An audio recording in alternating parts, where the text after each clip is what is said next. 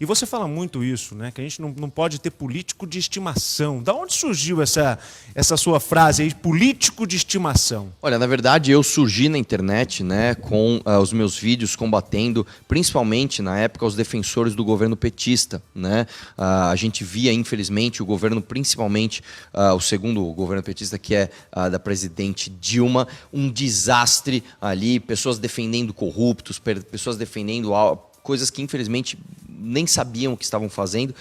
E a gente surgiu combatendo isso. Apoiamos, inclusive, no caso do governo federal, apoiamos no segundo turno o Bolsonaro, que vem também se mostrando uma decepção. Isso é uma coisa que magoa muitas pessoas, principalmente nessa região aqui, que é uma região conservadora, é uma região de pessoas realmente trabalhadoras que já estão, perdão da expressão, de saco cheio do PT, do esquerdismo. E depositaram a sua confiança no Bolsonaro. Então, muitas vezes é dolorido a gente trazer uma verdade que é inconveniente, mas que é o que de fato está acontecendo. O Bolsonaro tem decepcionado muito as nossas pautas, né? Ele colocou um petista na PGR, colocou 2 membros do Centrão no STF, enterrou a Lava Jato, não privatizou nada, cria mais impostos. A gente vê o dólar como que está, a gasolina como é que está, e sempre a culpa é dos outros, sempre é culpa do PT que já governou, e está errado isso. Então, o nosso papel enquanto cidadão, e principalmente enquanto um cidadão que tem voz de liderança política, que é o nosso caso aqui, é defender o que é certo, doa a quem doer.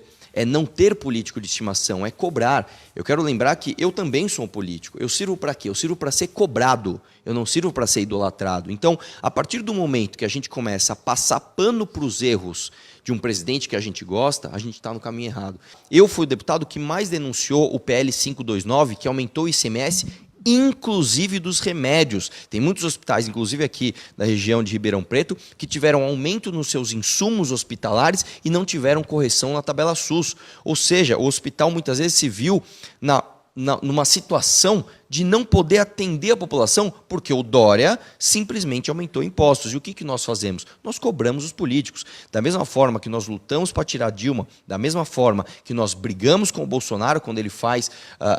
quando ele comete todas essas traições das suas promessas de campanha, nós também cobramos os governadores e, de uma forma geral, os governos do PSDB aqui em São Paulo, que são desastrosos. Então, de novo, o erro de um não justifica o erro do outro. Se o político está errado, o nosso papel é cobrar.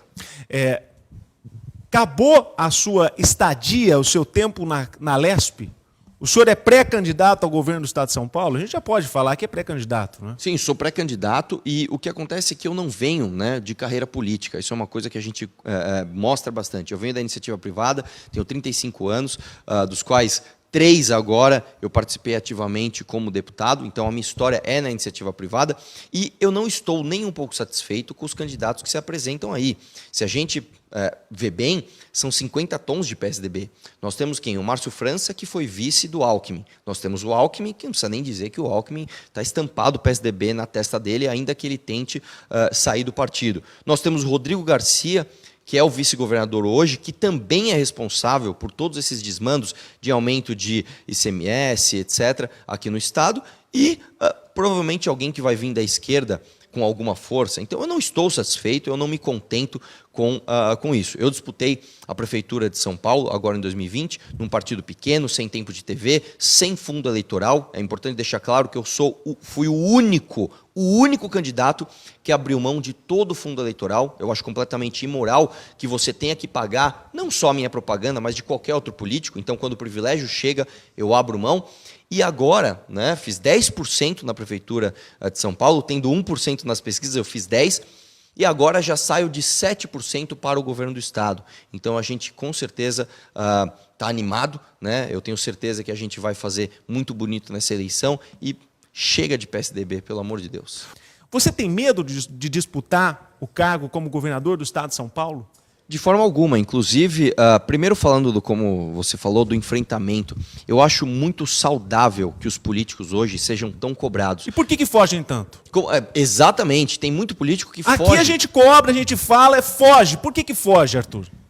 Foge porque tem rabo preso, né? Desculpe a expressão, foge porque tá devendo, né? Quem não deve, não teme. Então, eu fui indagado já várias vezes em aeroportos, em praças, com pessoas que vêm com o celular me filmando, e eu vou já deixar logo de cara aqui, eu deixo o convite. Se você me vê na rua, se você tem uma pergunta, venha com o teu celular, venha filmando, pode perguntar tudo, pode indagar, pode até me xingar se você quiser, né? E pode tentar me confrontar ali com argumentos, não tem problema. A gente vai conversar. O político, a partir do momento que ele decide ter uma vida pública, que ele decide dedicar a sua vida para servir a causa pública, ele tem de estar preparado para ser questionado a qualquer momento em que ele estiver na rua, num ambiente público. E é isso que a gente faz. Agora, o governo do Estado é um desafio muito grande e, como eu disse, eu não sou um político profissional, eu não sou um político de carreira.